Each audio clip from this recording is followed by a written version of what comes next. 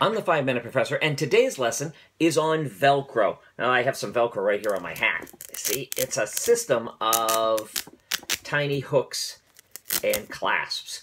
It was patented in 1955. Originally, it was named for the French words for hook and velvet, and it was made from cotton, and it did not work. Nylon performs much, much better. Oh, look at that, those hooks. NASA uses and has been using Velcro for all space missions from the beginning of the space program. The U.S. Army reportedly has a secret Velcro that is 95% quieter than that.